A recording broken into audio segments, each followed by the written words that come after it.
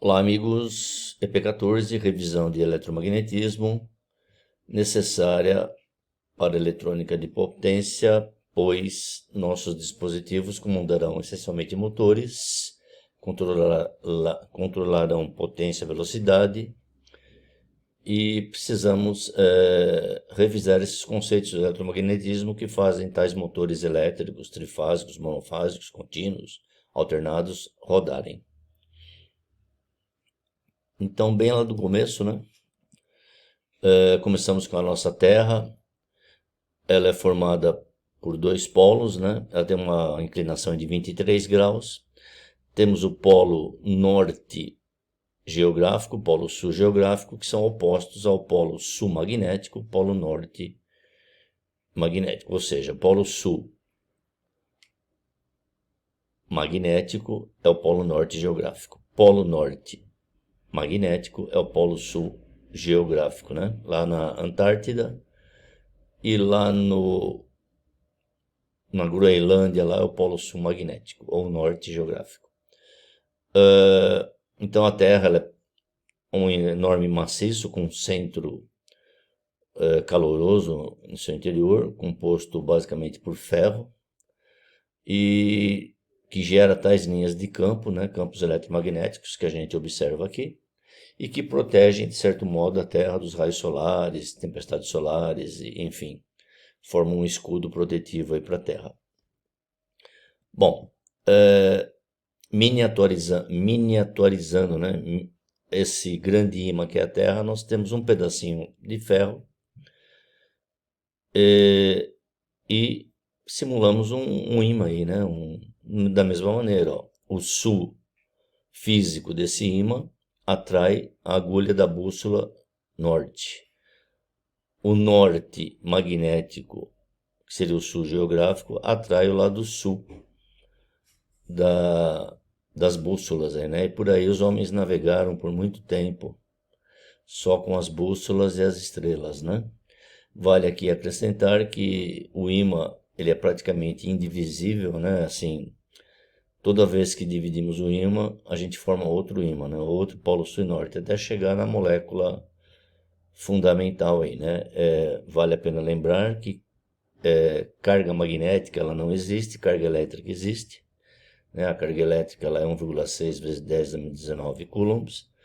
E o magnetismo vão ter outras unidades aí, o Tesla, né? O Gauss, relativos a campos magnéticos, forças magnéticas que atuarão nas espiras dos motores para com que ele rode conjugado motor e que suportem cargas elevadas.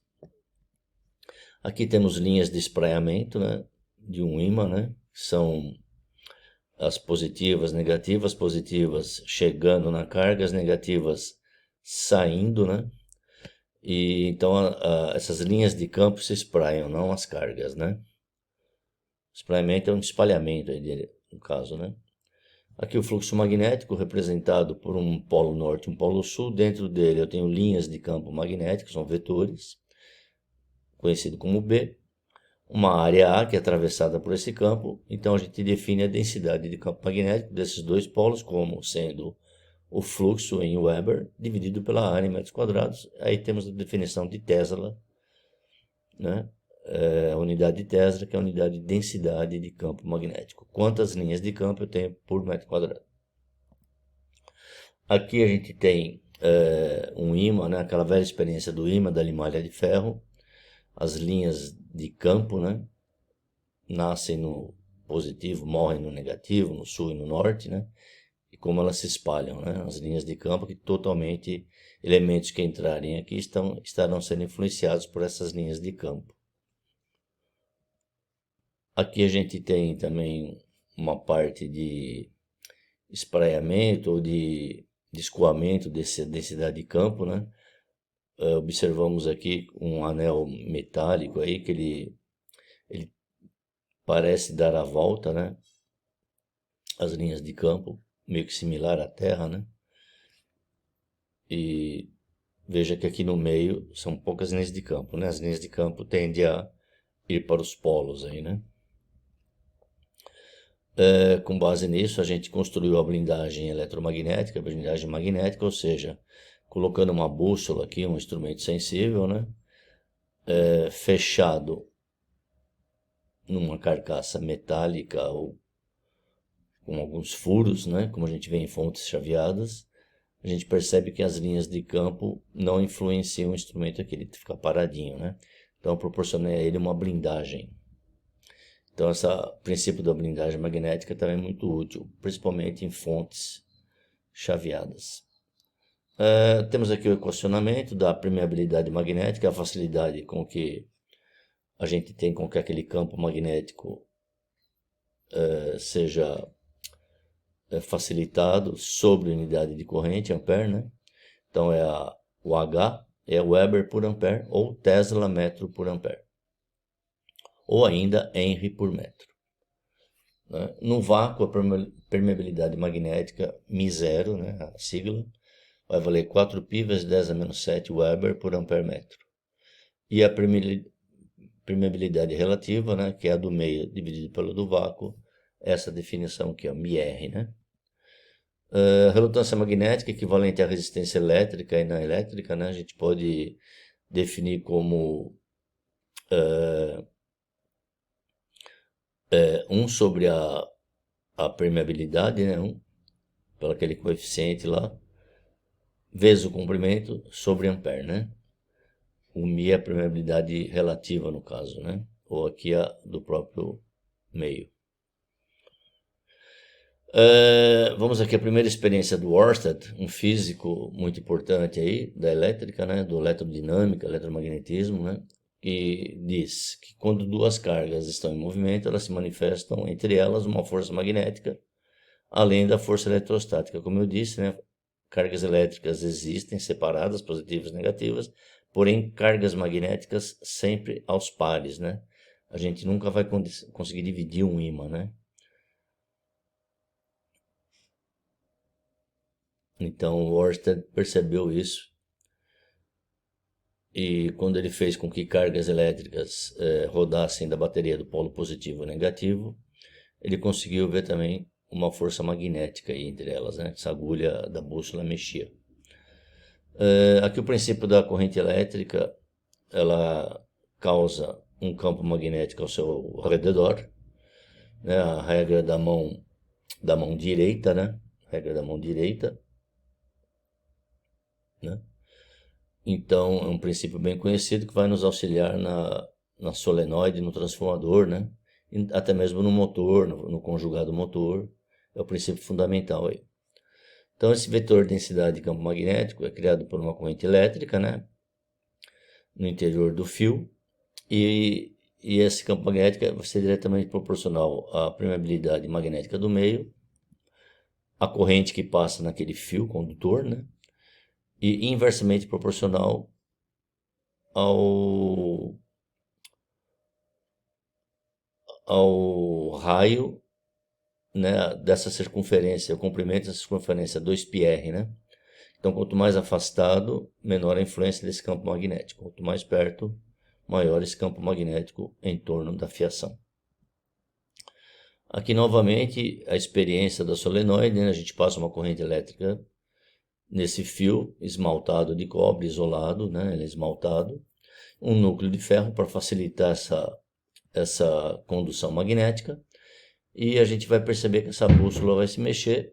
E esse campo magnético, diretamente proporcional ao número de espiras, permeabilidade magnética do meio, no caso esse núcleo aqui de ferro, ferrite, a corrente que passa pelo condutor, e inversamente proporcional ao comprimento dessa solenoide, desse fio.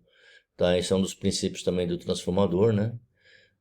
Primário, secundário, que a gente também usa muito na eletrônica de potência, tanto para isolar quanto para baixar, aumentar os níveis de tensão. A força magnetomotriz, né, que é especialmente a gente está interessado nela, que vai fazer com que os motores transportem cargas, esteiras, enfim. Ela é proporcional também ao número de espiras, a corrente que passa, né, por aquela bobina dentro do motor, estator, rotor, né? Então é NI, ampere, expira.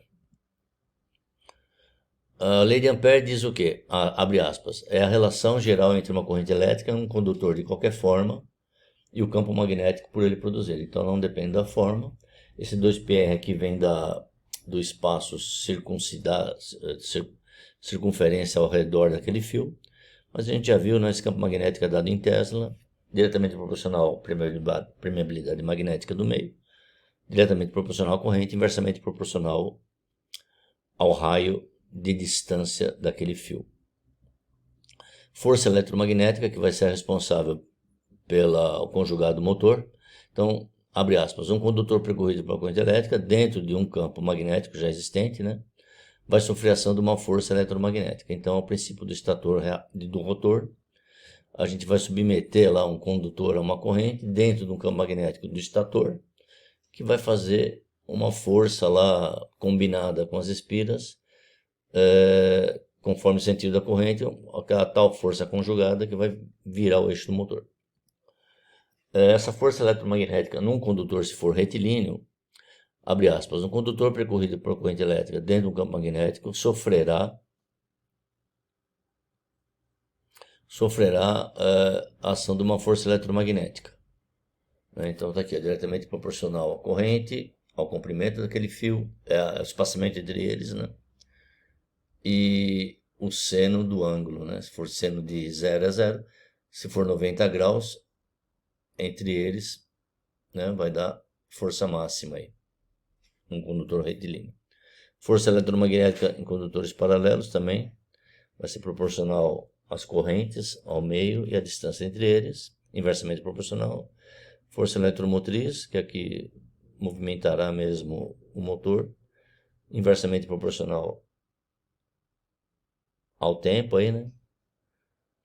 E diretamente proporcional ao fluxo, número de espiras, sendo que uma força de reação, por isso negativo.